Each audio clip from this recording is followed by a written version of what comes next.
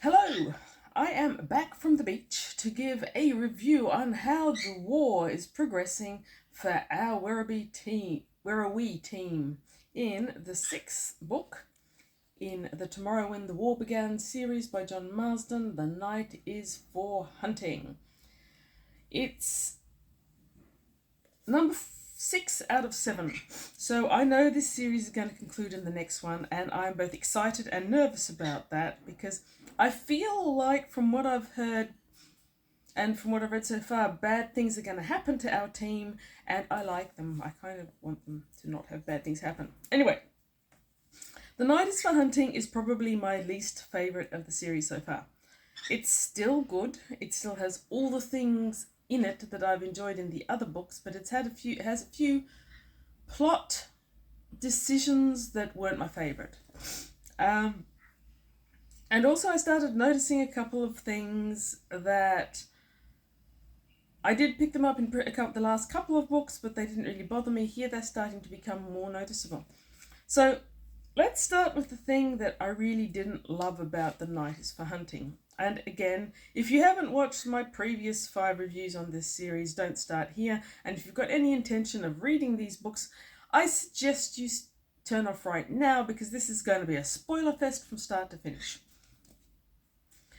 We start off with our team: Ellie, Homer, Lee, Kevin, and Fee, all hiding out in the city of Stratton. So, and in the last novel, in number 5, they managed to explode the airport, which was a prime target for the New Zealand military, from which the initiative to recapture Australia has been going.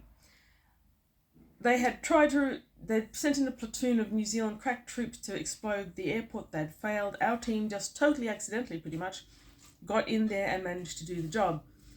However, in escaping from the airfield at Werribee, they were unable to go back to their normal hiding place, which is a gorge-out bush back of where Ellie's farm used to be before it was invaded. The Gouge of Hell. Beautiful place by the sound of it. I would love to visit. So instead they had to escape in the only way that was available to them, which is toward the city of Stratton. The city of Stratton I think it's an actual city rather than a township. It's a factory town. It's also in the previous book where our team had been captured and held in a high security prison before being condemned to execution, which they luckily and narrowly managed to avoid. But the other thing about Stratton was that Ellie's grandmother before the war had lived there, and so they hole up at her house. There's a lot of interesting themes here. One of the main themes for this whole book is a group of kids, as our team call the ferals, as in kids that have gone feral, which is a Australianism. If you're not Australian, would you understand feral if you came from somewhere else in the world? Feral is the word we have for any animal that used to be domesticated but has gone back to the wild. So a feral cat might have been a house cat once, but it's escaped into the wild. It's living feral. So in the town or city of Stratton, a whole heap of small children got left behind when all the citizens were rounded up and taken away. They've formed their own loosely based associations of feral kids, and our team first learn about them when they are mugged in an alley by a whole heap of them. Everything that they have on them is pretty much stolen, but what the kids are mainly looking for is food. It seems like the youngest is about 6, the oldest might be 10 or 11. After that, our group feels sorry for these kids and they want to help them. Ali suggests it, Homer suggests it. They all want to, but the kids don't want help. They're frightened of our team. I suppose as late teenagers they seem like adults to 6 or 7-year-olds, and they're constantly being evaded and run away from. I liked the backdrop of them hiding out in Stratton. It was a little bit different to previous scenarios, and I think John Marsden does an excellent job of taking you to a new position every so often and giving you new dynamics. So even though there's 7 books and the character list doesn't change very much, the situational things do change and it becomes very variable and quite exciting. It's very, very dystopian. I've always thought of this as a science fiction series, a young adult science fiction, or possibly dystopian. In many regards, it's, I suppose in modern regards, it's just barely that, because it's so not futuristic. It's not as futuristic as, say, the Hunger Games. It's not as dystopian as maybe the Maze Runner. It literally feels like tomorrow in many regards, or it would have in the 90s. In the 2000s, it feels a bit older, but still as thrilling. Anyway, so here we are, dystopian, gangs of feral kids wandering around, etc., etc. About midway, or possibly 2/3 of the way through the book, our Werrowee guerrilla team save the kids from being rounded up by soldiers, and this is where it got quite dodgy for me. They kind of kidnap these kids. Sure, they're saving them, but they take them out of Stratton against their will, and then they try to take them to keep them safe in hell. Now, this is something that you can see 16 or 17-year-olds doing, and doing in this way. They know it's the right thing, but the kids don't, and the kids feel as if they're being kidnapped. They try to escape. They go into the bush. As any Australian knows, kids lost in the bush who don't have bush skills don't have a high chance of survival. It's a near thing for these kids. But by the end, we're back in hell with our 5 guerrilla Werrowee team, say that 5 times fast, and 4 of the surviving kids.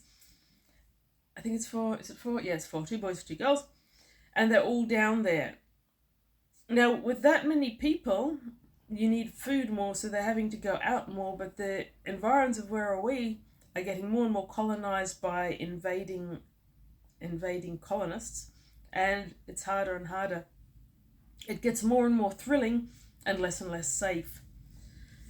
So right at the end of the book, there's a firefight just outside of hell when Ellie and Homer are going up to use the radio, and they're come across by a group of soldiers. Our team survive this, but when they communicate this to New Zealand, they're told to stay put. They're going to have someone coming in to talk to them, and hints are dropped that maybe the end of the war isn't too far away. Now, we know that the end of the war can't be too far away because there's only one more volume left, but it leaves you with a sense of thrill. The ending is good, and it makes me keen for the next one. The middle wasn't so good. There's a lot of kids whining, kids whinging, kids not doing what they're told, our group not knowing what to do with the kids.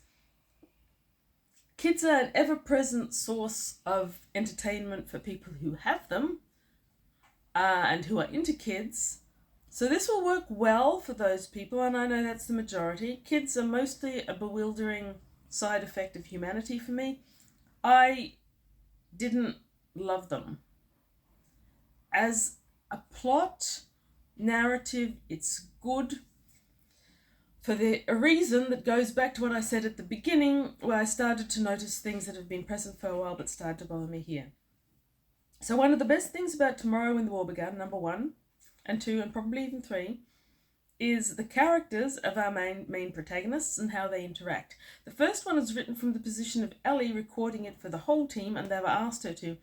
So in that book you get a lot of not only Ellie's experience and her inner life and feelings, but from the others who are talking to her. In the second one, they're pissed off with her, and so they're talking to her less. By book number 6, I feel that Ellie's internal life is the only one we still have, and we're not getting very much of that.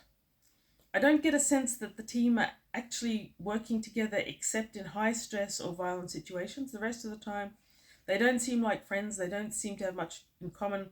I think John Marsden has gotten bored with them, and as a consequence, I, as a reader, have got a little bit bored with them.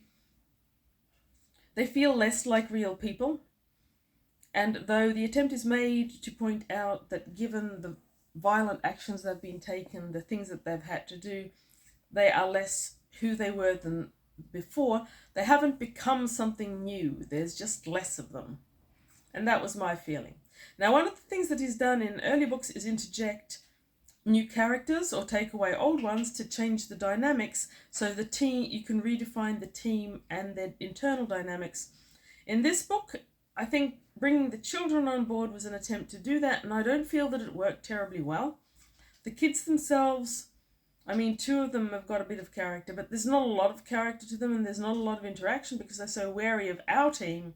And our team don't really change from the perspective. We get to see a slightly different side of Homer because he plays with the kids and they like him. We start to see a little difference in Fee's behaviour, maybe. Kevin is still there, but you see so little of him that he might as well not be there at all.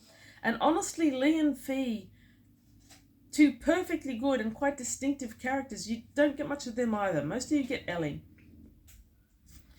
And at one point, there's a good monologue by Fee, who is Ellie's closest confederate here, to Ellie about how she's hardened, how she she's lost her sense of humour, she's lost all of the kindnesses that made her a good person before the war. And Ellie really doesn't have a comeback from that. And the level of self-analysis that she could have gone into following that is absent. So I feel, John Marsden, you'll never watch this, but on the off chance that you do, I'd love to know if you actually were as bored with our main team players here as it seems from this book, or if something else was happening. If you have read this series, anyone watching this, I would be really interested to see what you thought of the protagonist in The Night is for Hunting. Did you feel that? Is it because I'm reading them too fast? That could be. It's like, when I finished number 5, I actually thought to myself, I'm swallowing these too fast. Reading a whole series back to back is kind of a recipe for disappointment sooner or later. And no matter how good an author John Marsden is, with a series like this, you're bound for some repetition. So I put down number 5, and I tried. I really, really tried. Darkness be my friend. Where is number 5? Oh, it's somewhere. I really, really tried to pick up a different book and read it. I couldn't. I needed to know how this continued. I needed to know how this finished. So whether I like it or not, I am going on from here straight to number 7 because I can't not. But I am a bit nervous about what's going to happen. Not going to lie. I feel like as a reader I've compromised my integrity a little bit by going through them so fast, but I can't not. I have to keep going. I would really appreciate any comments anyone watching this would leave. YouTube tells me that the algorithm wants you to like and subscribe. Apparently that's a thing. I'm really enjoying doing YouTube reviews.